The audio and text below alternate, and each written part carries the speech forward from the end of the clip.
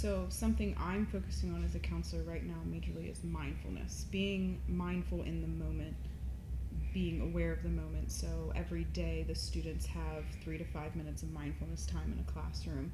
They listen to calming music, they do mindful coloring, they listen to a podcast that talks about mindfulness, whatever it is.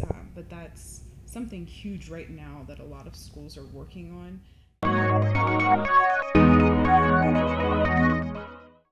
Good morning, everyone. This is Jared Bass with Mark McCain. You are listening to Triumph Every Day, where we discuss the journeys that shape our lives of our guests and how it brought them to where they are today. And a longtime friend. That sounded painful. It's hard to get that one out. Longtime member, Amanda Bardo, better known as Bardo. Wait, are you going to change your name? No. Okay, Never. good. All right, good. So, yeah, she's Change your first name to Bardo. Change your first name. Legally change your first name to Bardo. If you guys don't know who Bardo is, she has been around for pretty much as long as I can remember. Mm-hmm. You started like way back in like 2011 doing CrossFit, maybe 2011. So Was that the original? yeah, it's kind of odd that we've known each other this long and you know we're not as close as we thought we would be later on in life. Sad. Yeah, it's sad. Anyways, Amanda is kind of, you've kind of done it all, seen it all. I would like to think so anyways. Mm-hmm. Where are you from? Give us your elevator pitch and how cool you are. Okay. Well, technically, I was born in Belgium. My parents were in the Air Force. What? Yeah. I So know that. then we came over here. You're a foreigner? Yeah, I'm a foreigner. Oh my god. Get out. Kinda cool. Build this wall. Not a foreigner. American citizen. Then we moved to New Hampshire. Came to Fort Thomas when I was like 8. Grew up in Fort Thomas. Do you remember growing up in New Hampshire? I do. I remember the snow. Yeah, I feel like that 3-4 feet of snow and like Oh, yeah. eye level. yeah, it was crazy. I remember that. That's Opening real the door. snow. up Yeah. there. Real snow, not the snow we get here. What so you moved back when you were 8. Is it hard moving like that young? Do you think it'd be easier to move as you're older or younger? I thought it was fun moving Yeah. all the time. Yeah, we moved several times. Who else was like that? Bree? Yeah, Bree was always moving. Bree was always moving too. And I her feel like mom always phrased it as a fun adventure. yeah, I feel like you get different perspectives, right? Exactly. I feel like there's like a lot of studies done on traveling and stuff like that where you get different cultural experience, and even if you're moving regionally, I feel like you just get a different idea of how people interact with each other, how Mhm. you know, even if you just go from Dayton, Ohio to Columbus, Ohio down to, you know, Louisville, people treat each other probably a little bit differently. So I can imagine going from East Coast down to the Midwest is a little bit different. Quite. Yeah. Yes. I don't remember too much of it, but I remember the snow and the nice people and the fish. It's delicious. Yeah, Yeah, like lobster. We would get lobster all the time, like it was no big deal. it was no big deal. Yeah, that was phenomenal. It's Having kinda like we lobster have- when you're 7 and 8. When That's you're younger. solid. It's kind of like we're a little spoiled. When we had Chris on here the other week, and he's brought his bourbon in. It's like we're spoiled with, if you like bourbon, that is. But if we're spoiled in the fact that we can just go down the street and get whatever bourbon Mhm. you want. When you go to other parts of the country, and it's like, what do you got, Jim Beam? Oh my God, this stuff's amazing. Like, no, it's not really that No. great. There's much better stuff. I'm sure our lobsters here probably taste nothing like something you get in New Hampshire. Probably not. I don't remember, to Yeah. be honest. All right. Did you not bring lobster? Oh, no, I was Or thinking about waffles? it. Get out. No waffles. No Belgian Oh, waffles, man. no lobsters. That place is amazing, though. Taste of Belgium. Yeah. Their food's good. Do you feel like a different connection being born in Belgium to the I waffles? feel like I should eat for free when I'm at Oh yeah. Belgium. do you drop? How many times have you dropped that? And they're like, oh, I was born in I Belgium. haven't dropped it yet, You should but I use that. should. I would. Do you have a birth certificate from Belgium? I do. My birth certificate is in Dutch. I would bring it over and slam that down on the table. At least once. Sorry, man. That means nothing. It's like when you go to Graders on your birthday, and I got carded on my birthday at Graders once. Oof. You tried to pull a fast one. No, it was my birthday, Oh, but she's really like, I was? need to see your ID, and I'm like, dude, that many people come in here like trying to steal a scoop of ice cream on their birthday? Apparently, she How checked many my people ID. have an ID under 16 too? Exactly. Was you Oh, I was 30. I was 30. Oh, okay. That was Oh, last wow. year. That was last month. This is last year. I was thinking like a little kid. No, it was last year. She carded me. Even Rightfully better. so. Even better. How many full-grown men are trying to steal ice cream from grades? Oh, that's hilarious. Oh God. Anyways, so what's it like growing up in the city of God, also known as Fort Thomas? Oh my gosh. most people speak of Fort Thomas like the streets are paved with gold. It's like a bubble. I mean, could tell. it is definitely a bubble. And then once you graduate high school and move out of the little said bubble, it is a whole new world. I feel like it's kind of the equivalent of your Hyde Parkish type area for the Kentucky sense, as a little bit more well-to-do. I'm still not that familiar with Kentucky. I've lived here for a I couple would years. say But like Indian Hill. Indian Hill, even that much more? Wow. Okay. Yeah. So that's But it's mushed in there, right? I mean, it's Yeah, I it's think it's very only like urban. 2 square miles. Like it's very Yeah. small. really. Yeah. What makes it so good? Something in the water? They're good schools. I mean, right? Excellent schools. They're Yeah. number 1 in Oh, that's probably why. elementary, middle, and high school. Is that like Number one. Beachmont over the Beachmont school district where it's like Beechwood? Beechwood, Sorry, yeah. not Beachmont. Where you have to people they live in these tiny homes, but they pay extravagant prices to. Oh, 100%. That is exactly how Is it's it like. okay? We're house hunting in Fort Thomas, and it's ridiculous. Huh. Utterly ridiculous. So you get 2-bedroom for a lot. Yeah, exactly. $250. Yeah, exactly. So you lived after moving from New Hampshire, moved to Fort Thomas, and then you said you grade school, high school, went through the whole process there. No, I went to Southgate. I went to Johnson. I went to St. Catherine's for a few years as well. Were you a troubled student? No, Were you absolutely get kicked not. out? No, we just moved houses a lot. Oh, Yeah. Mm-hmm. all right. Likely story. Yeah, likely story. We'll go back to check your permanent record. Feel free. I've never had a detention, suspension, or anything. Really? Really. That is Promise. that is That also doesn't wild. mean anything. That is wildly hard to believe. You're just so coming from smart. you. You get away with it. Um, Promise. So then you graduate from high school because you've gone into the teaching profession. I want to get there in a Yes. little bit, but so where do you go off to college? Yes, I have a bachelor's in elementary education from Thomas More. Thomas More. What made you decide to go to Thomas More? I wanted to stay close to home. Are you a Fort homebody? Thomas, Come on. Yeah, I'm a homebody. Are you really? Yeah. All right. Even being from Belgium. I'm just gonna keep Let me bringing that see up your now. relationship again. I keep bringing that up now. How much Dutch do you know? So 0. you went into the field of teaching. Was that something that always sparked your interest? Yes. When we were all little kids, I was the kid, writing on the chalkboard and playing classroom and telling all the little people to sit and it didn't matter. I loved playing that. It was fun playing teacher. Is there an instance that you think sparked that, or is it just something? No. No, Yeah. It was something you always done. Innate in Yeah. you? Yeah. It was that and animals, and I loved animals, so it was be a teacher or be a veterinarian, and I don't like eyeballs or blood, so being a vet was out. Valid. Yeah. That's valid. Lauren originally was in nursing school, and after the 3rd time she passed out, she's like, maybe this isn't for me. Yeah. That's a pretty good indicator, I think.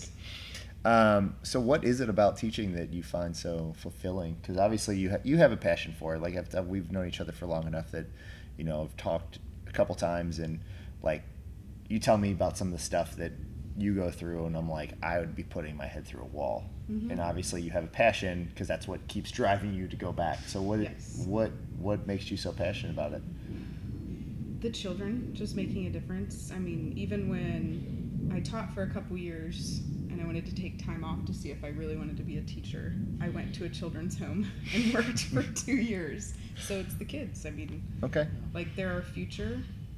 And it's different when you hearing it from you where you actually mean that versus and I mean that in the sense that I feel like a lot of people say it's all about the kids, but they have their underlying truths on why they might be doing something. I can tell when you talk you truly do mean what you say. Yes. And I think that's a rarity in today's climate and how people actually wear their heart on their sleeve, and it just doesn't happen that often.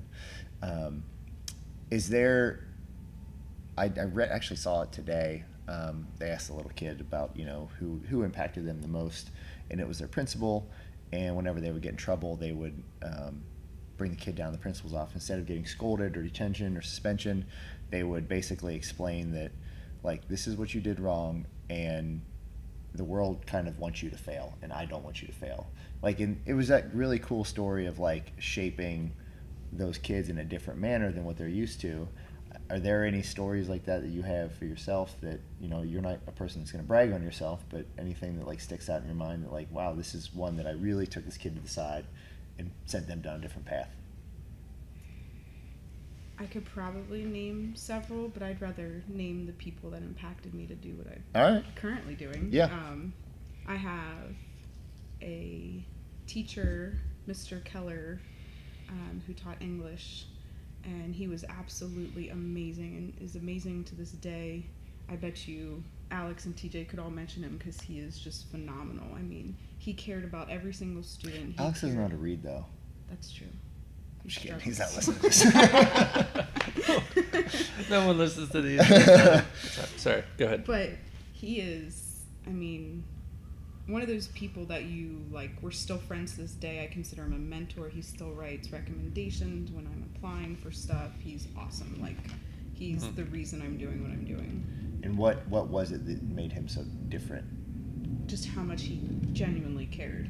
Like, it's this empathy that some people lack, and he had it. And he was empathetic to everyone in every situation. It didn't matter, oh, my homework was late because this happened. He didn't care. He's like, well, how can we move on from that? Like, what's the next step? He was just awesome.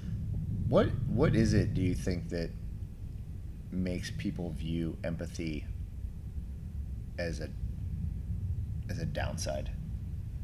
As a negative, maybe? As a negative, yeah. I would have to say...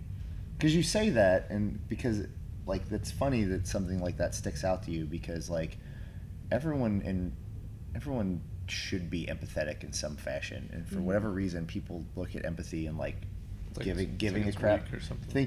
View it as a weakness, and I've never really understood that. And as men, we see it even more, I feel like, because it's just like, it's not macho. And I'm like, I've always found that so dumb. So I don't know if you have it's a little bit more insight, because dealing with kids, I feel like kids are very honest. They'll tell you, but they're also, you'll see them help someone they don't know out just because that's the way they were raised. Like, I don't know where that shift is, or if you see it going from grade school to middle school to high school or something like that. I feel like empathy goes hand in hand with this unconditional positive regard for humans in every situation. Like, you go through something, I go through something, and no one truly understands our situations or our past or how we're feeling. So we have to be open to listen to what people are expressing to you at that moment. And it might seem petty or not worthy of your time or energy, but it really could be to them. How do you teach that to kids now? Because again, I keep going back to just like fortunately you see what the status quo is for most people, and it's worry about yourself. You're the most important thing. F everybody else. They don't matter. In reality, like we just talked a little bit before the podcast of givers and takers and stuff like that. And generally speaking, the more that we have found that we give, the more that we get back, and that's not a reason to do it. Give without expectation, right? And I just don't understand where that shift happens, or if it's just something that you're kind of ingrained with. That the saying goes, money doesn't make you a jerk; it just makes you more of a jerk. It gives you the ability to show who you really are. Magnifies it. Yeah, exactly. So, I don't know if there's a true answer to that, or if it's just kind of an ongoing thing. I don't know if you see that. I think it's $1 million question. It's tough. I mean, if you could figure that out, like Teacher of the Year, Amanda Bardo, she just knows how to impart empathy on her students. But it's tough. I think everyone's probably different. I think it's the home life, right? I mean, if you're in there obviously busting your butt day in and day out, and then the kids are going home to an unstable situation at home, it's dramatically different. It's tough. Everyone's different. It's just like fitness, right? Everyone that comes through our door every single person is a different kind Mm-hmm. of experiment. But if you can learn to foster that, obviously, like we're trying to do in our gym, if you can do that at your school, then the odds are obviously increase. But I think it's very similar in the aspect, like, you guys show us how to work out and you work out yourselves. It's the same thing as a counselor. Like, I want everyone around me to be empathetic to everyone's situation, so I'm empathetic to everyone's situations. Yeah, you have to show it. Yeah, exactly. Do what you're preaching. Exactly. I think it's going back to your English teacher. I think it's always incredible when these people, janitors, whatever line of work it is, from a janitor to a teacher to the principal to sports, star. Some of these people, like I feel like Chris Pratt does a great job of that with his platform of being these just down to earth people, but they take their job and any type of influence just to the extreme. Mm-hmm. Like they just have 100% ownership and that just like that positive kind of mindset, and then you just never forget like those type of people. I remember went on a vacation like middle school to this place, and the whole reason we went to this little pizza place was because the family that I went with, their dad heard from a friend that the busboy was the fastest busboy like ever. And I'll tell you right now, I don't even remember what the pizza tasted like, but I remember this guy just working his little butt off, busting these tables, and he just took a kind of probably looked down upon job, but he did it at such an exceptional level that it was. I still remember it to this day, and it's like you said, obviously to have a more personable experience like having a teacher. I just feel like every interaction every day is an opportunity to maybe spark something in someone, so that's cool. Good. Well, I was going to ask, because you brought up being a counselor, how do you go from going into the field of teaching, because you were just what do you call a standard teacher, into a counseling position? What does that transition look like? Well, I was a teacher for 6 years, and in the middle of that, when I took my time to work at a children's home, I got to work more one-on-one with students, and that's when I realized I could kind of make a difference and have more of an impact working one-on-one. Mm-hmm. And there are students that go home and have these tragic situations and need someone to talk to, and I wanted to be that person, so I went and got my master's at Xavier University while teaching. Is that tough, going from teaching to counseling? And what I mean by that, like giving up the teaching experience to go to a counseling experience. And again, I'll akin it to what we do, not that it's the same, but like in the sense that like we have to step down from a coaching role and let other people shine, so to speak, in order to help our community grow. And it's tough at times, because like there's times where it's like, oh man, that would have been a really fun class to do, or coach, or whatever it is, and we got to sit up here and make phone calls and stuff like that. So is that a tough transition personally to go through, or is it just kind of a natural one for you? Both. It was natural because I knew it was what I should be doing, but at the same time it was extremely tough because I had 30 students at one given time, and I knew them, but I didn't really know their stories. And now as a counselor, I'm diving into these students' lives, and I know too much, like everything about them, stuff that makes anybody cringe. And I go home. Yeah, so how do you leave that at work and not take it home with you, or do you take it home with you?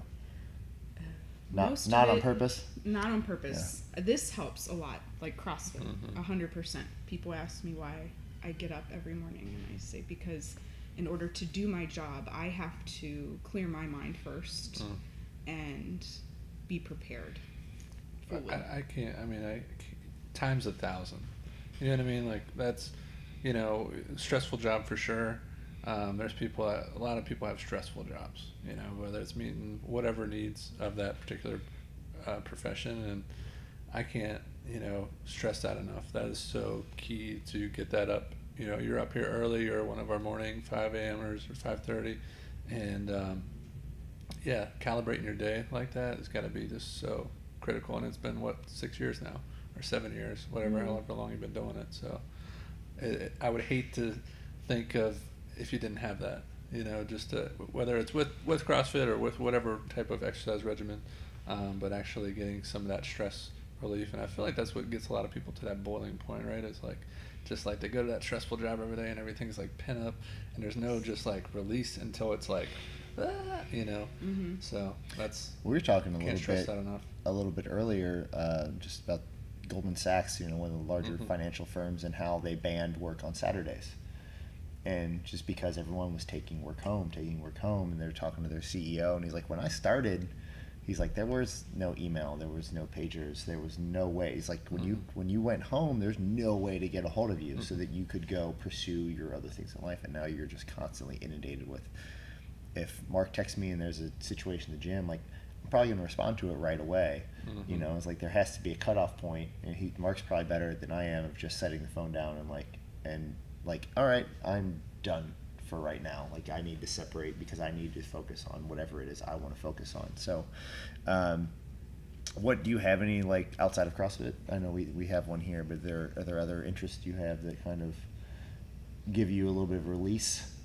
I love hot yoga. Yeah. Mhm. Yeah. You've gotten pretty flexy. Yeah. I've noticed that, like, you've seen you over in the back come in early and stretch out and things like that. And like, wow, that clearly works for you. Mm-hmm. It's very nice. Any sort of running, anything like that outdoors. I also recently got my. Is that because you're from Belgium? I'm just Yes, kidding. exactly. New Hampshire thing. I don't know how they talk. Yeah. If that wasn't. Is that a New Is that Hampshire offensive? accent? I don't know. Yeah. No. We'll get a Proceed. letter from. We got one listener. It'll be a long letter. My dog is a service dog, so I've been tapping into that. I think that's awesome. Watching the benefits of animal therapy. I also started an equine therapy group at my school for students, and that has been phenomenal, watching students work one-on-one with horses. So the effects, and I've been doing a lot of research on play therapy and animal therapy with the human mind. So What it's is been it interesting. that? Because I've heard that a lot with horses in particular. What is it about horses that make that? Is there like a scientific? Yes, it is amazing. What is the connection that's made that you don't get with cats or raccoons? So they recently did a science research, and there's been several of them done, that horses can recognize human emotions better than any other animal, and sometimes better than humans can. And they did a test where they showed 20 pictures to these horses, just the pictures of our facial expressions. Some people were mad, some people were happy, whatever.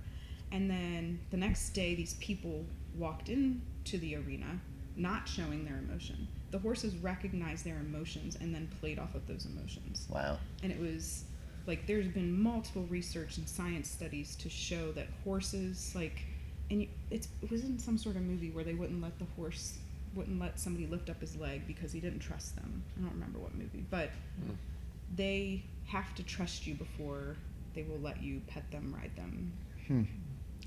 Mini horses or full grown? Because mini horses are people too, all right? Was that Robin Big where he got a mini horse? I think we need a mini horse at the I gym. mean, come on. They How would do we use get this one? therapy We all went the time. down. Me And a and couple Zip- goats. We need to fence this whole place in. Right. Can we get the passing out goats?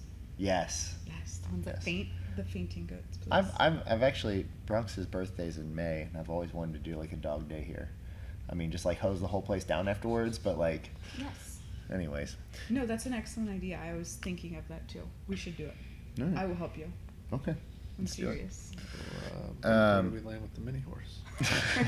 We'll get you a mini horse. Okay. So, I have a connection. I do want to talk a little bit about CrossFit since we are at a CrossFit gym. You do know the Scott family, unfortunately. Mhm. And you do know Kramer. Not by choice. Not by choice. I'm just kidding. I love all those guys. Were you guys all in the same grade? They were a year behind me, so I'm Behind. older. Right. But they're actually my age because I graduated a year ahead. Are you Not just, because I'm smarter. They No. got Is held your back. birthday? When's I your was birthday? my was pushed forward, July 29th. Okay, I'm September, so I'm like, I was the last one to get like the license and all that stuff because Yeah. like I should have been like, you know, whenever I would get like D's and stuff like that, I would just be like, well, I'm a grade forward, that's why I'm underdeveloped. It didn't work ever. Sure, you But- can't spell your name. Well, listen, you're 19. So anyways, so we talked a little bit, but I want everyone else to kind of hear the story of how actually you found CrossFit, because you've always been into athletics, correct? Mm-hmm. And so, like, what kind of stuff were you into growing up? Did you actually play like structured sports, or you just Yes. what were you in? In middle school, I was in every sport. In high school, track, volleyball, basketball at the beginning. Then I played volleyball at Thomas More for a year, and that's when I was like, all right, I need to find a different outlet. Why did you feel like you had to find a different outlet? Is it Because I'd always been in sports, Okay. exercising, something like my mom and I have ran a marathon. I've done several half marathons, several other smaller races. Like, something had to be done. yeah? And so like that kind of graduation, like, and then stop. Mm-hmm. Yeah, I feel like we get that a lot. Most people don't figure that out right away, though. Yeah. Like, most people figure that out after they go get their job, and they start making some money, and then they focus solely on that whatever profession they're doing, and then it's like, oh crap, I'm X amount of pounds overweight, or I'm very unhappy with where I'm at, and they have this need to fill this competitive spirit, and I feel like that's a layup for CrossFit, right? Mm-hmm. So anyways, I'll let you kind of finish there. So you said that Alex is bugging you about it. Well, I kind of tapped into like Urban Active, and a personal trainer had that thing kicking for a few years, and I got bored. And I don't know how a conversation started, and Alex told me I should try it out, and next thing I know, I was at the original OG Covington. Covington Gym. Right Have there you, in have you Russell. passed by there lately? No. That place next to it has bought it and turned it into like these beautiful offices. Yeah, really. It's unreal. Yeah, it's gorgeous over there. So I'm curious, because I've never actually had a personal trainer. What gets boring about? Because you would think like the personal trainer should be constantly keeping things fresh and new techniques and all this stuff. Like, what gets boring with a personal trainer? Or is it just the Everything. fact that they were just boring? Yeah, I mean, everything gets boring. The conversations get boring. The workouts get boring. It's the same. Oh, do this 3 reps 12 times each. Do this 3 rep. 3 rep Right. rounds 12 times each. Like, it's just. I think it's jump in as a personal trainer. 100% yes. I think it's fitting the personality. Like, your personalities have to mesh a little bit, and you definitely strike me as someone that's like, you're a no BS type of person. So it's like, we're probably not going to talk that much. If you're my personal training client, it's like, all right, Bardo, like, I've got the whole hour structured for you, and if you're like kind of like at any point sitting around like twiddling your thumbs, I can see you like, okay, buddy, like, what are we doing next? Yeah. What are we doing next? Yeah, and you have to be able to cater to those individual Yeah. personalities. It's tough, because I mean, I look back and cringe at some of my early days, and depending on if you're just getting placed with someone at Urban Active, they might not really know what's going on. Mm-hmm. Or you might get the best guy at the gym that's like basically having you do CrossFit workouts. You're just constantly moving, like, all right, today we're going to start with 1,000-meter row, and then we're going to do 20 pull-ups, and then like, oh, okay, cool. But that's I had a personal trainer before too, and that was kind of the same idea. It's like, oh, we're doing this again. Yeah. Well, I've had conversations with Erin about massages where she'd say, some people just come in and they lay there and you just work on them, and then there's other people, and we've heard them Right. because you can hear them laughing and talking from outside the room, and it's like, I barely do anything, Right. she's just catering to whatever that person needs, and not to say they're not getting value out of it. We've all done one-on-ones where like we didn't really do a whole lot, but that person left with an experience that they enjoyed because that catered to their personality. And again, you can look at like the aging, obviously, population. Like, when we're all in our 60s and 70s, we might need a little more like one-on-one attention. Mhm. If we got some things that are bothering us, especially just a big thing with personal training, right, or CrossFit in general, or any type of regimen, yoga, is the accountability factor. Because if we ultimately try to do it on our own, or we know the percentages of success are lower, Yes. because it's like, oh well, it's up to me, and then you're. Oh, I'll do 5 rounds of this, and then you get 3 rounds in, and you're like, oh, that's good. Yeah. I did that. That's exactly I did what that it is. Sunday when I was here. It was like, I just got back from vacation. I'm gonna move a little bit, and I was like, that's enough. I'm good. I'm good. So start doing some CrossFit, and then obviously find some excitement in that. And what's the draw for you at that point? Is it just that it's exciting that you're learning new skills and doing different stuff? Everything about it. The people, the community, learning something different every single day we come in. Never, ever having the same workout. And what, because this is more out of curiosity, because you're past what we would consider a life cycle for a member. Mm-hmm. So generally speaking, it's 5 years, and most people are like, all right, I'm moving. What has kept you coming back? Beside me and Jay. Besides my smiling face. Um, She can't even keep a straight face. All right, shouldn't have said that. Good question. Because there has to be something, right? There has to be some sort of like, why haven't I gone on and just done this on my own? Why haven't I gone on into weightlifting? Why haven't I gone on and just went back to running? Because I feel like it's a constant, I don't know. Refinement.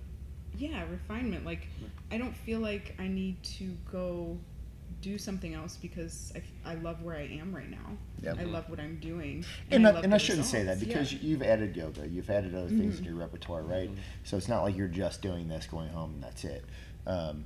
Because that's always kind of one of our key things is like trying to figure out, because everyone's different and everyone has these different opinions and everyone has these different client life cycles and everyone has different busy parts of their life and things like that. And you're one of those select few that has just kind of weathered the storm and just about everything that's been thrown at you. And I'm always curious to see why someone would, not why, because we know why, but like what keeps you engaged? Because that's our $1 million question is how do you keep someone Right. here for the long haul? Because again, everyone likes to see these like quote instant results, and our society's kind of littered with them. So anything that we can kind of pass on to people and say, hey, this gives us a little bit more longevity, is knowledge for us. Well, something that you guys have started in the past year that I've noticed is asking more input from us. Yeah, we as don't know what we're members. doing, so Yeah. it's definitely we need help. That has been huge. And then you guys adjust stuff as far as, especially the 5 a.m. class change. I thought that was huge. And Yeah. even though it's just a trial period, we know you're listening. And I liked the survey. I thought it was awesome. And getting input from members. And that's just comes with, and I won't speak for both of us here, Mark, but you can chime in if it's something different. But for at least myself, it's recognizing that, and I joke that we don't know what we're doing, but there's a lot of stuff that we don't know. We're light years ahead where we were 5 years ago, but if you're looking at the grand scheme of things, it's still like this little tiny blip on the radar of things that we should know. So recognizing that there's a lot of other people who have way better input that we're going to have. And I don't know what it's like to have kids. I don't know what it's like to have to get up to get kids on the bus. I don't know what it's like to have to pick them up from school and what that schedule looks like, or get them to soccer practice. So when we look at how we base our schedules and what programs we offer here, we have to reach out to the community at large to figure out what direction we should go in, you know? And the community is basically directly responsible. You're directly responsible for our success, for us being around as long as we've been around, and we hope to be around till the end of our lives. Until Mark shoved me out of a window. Well, what is that? Windows. I signed this life insurance policy. Yep. Oh, so he's your favorite. But no, in all seriousness, there was a good podcast I listened to all day. Joe Rogan was interviewing the CEO of Twitter, and he talked about how the platform, where it started to where it goes, and he's like, I didn't have this vision of Twitter. The customers did. Mm-hmm. I just listened. So that's what we have to do. We have to talk less, listen more, to people like yourself. We need to sit down. We need to have coffee with our members, whether, the newer members too, but especially our tenured members that have been here and well, hey, you guys ever going to do this one thing you said you were doing? Oh, man, I forgot about that. I'm sorry. Mm-hmm. Because we probably should be apologizing every month sometimes. But I think also we have to pat ourselves on the back sometimes, too. It's like a give and take of hey, we actually did figure this out, or we've added this service. But, yeah, I think our membership, it was a natural, like the barbell club was a natural thing to do. The power club was a natural. Yoga, we're still trying to figure that one out for timing and schedules because it's tough. But all these things that we've done, like, from down to our events that we put on, it's all member driven. It's not like me and Jared are like, oh, well, good. We invented power clubs. Like, no, we just listened to our members. They said they want to get stronger. This is the way to do it. Yep. And I think that's, having that humility and leading with that has been a key to where we're going and where we will go. Because when Jared says that, hey, we don't know that much, that's exciting. It's exciting because think of it the other way. If we're just like, hey, I think we're kind of tapped out. Once you think you like got it all figured out, that's whoa, that's warning should be going off. Right? That's got to be the same with teaching, right? Yeah, sure. For you, yeah. like that's got to be some of the exciting stuff where, we just had a discussion. In about 2 weeks we're gonna do a little excursion at Bardo school here with 50 to 60 kids, and the exciting part is we're gonna be thrust a little bit outside of our comfort zones, in the sense that like we've never been inside a gymnasium with 50 10-year-olds and seeing how this works. But the exciting part is we're going to be introducing a lot of kids who've never exercised before to exercise. Exactly. So and for you as a counselor, I'm sure these are all just teachable and learning moments, because we know how moldable a lot of these kids' minds are, and you're going to see someone there's always a couple who are very athletic and people who are not very athletic, and I'm sure you gotta have talks with these kids on, well, I'm not as good as Tommy over here. Why am I not as good as him? Blah blah blah. And it's like these are all teachable moments that you can kind of shift their thinking early on, because we get a lot of adults who have been thinking in the same way for a very long time, and it's really hard to do that later on in life. Much easier to catch it early on, right? Exactly. Yeah. Develop better habits now. What kind of stuff do you? Speaking of developing habits, as a counselor, what kind of stuff do you work with the kids to kind of help them develop healthy, not just healthy habits, but because again, mental health is such a big thing right now, like mental health. Like what kind of stuff can you do for a 10-year-old to help them out? So something I'm focusing on as a counselor right now majorly is mindfulness, being mindful in the moment, being aware of the moment. So every day the students have 3 to 5 minutes of mindfulness time in a classroom. They listen to calming music, they do mindful coloring, they listen to a podcast that talks about mindfulness, whatever it is. But that's something huge right now that a lot of schools are working on, because at that elementary, middle school age, students' brains are not fully developed.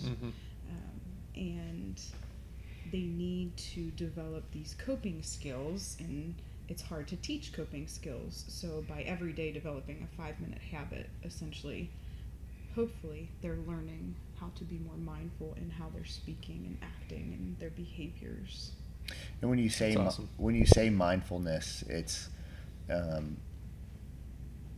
for an example, you're talking like if I'm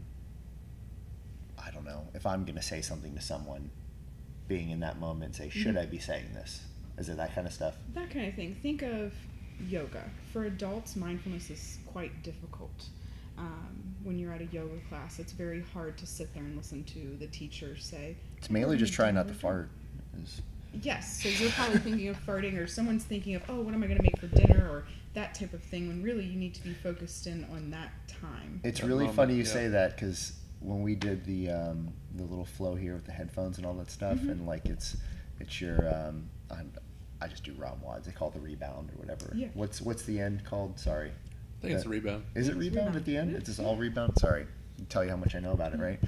And she's like, I usually cut that off at about 3 minutes, because people who don't do yoga, they're like looking around going like, is this over now? Right. You know, versus I'm sure if someone who's tenured and has actually had the ability to learn what mindfulness is, they could probably sit there for 10, 15 minutes and just be silent.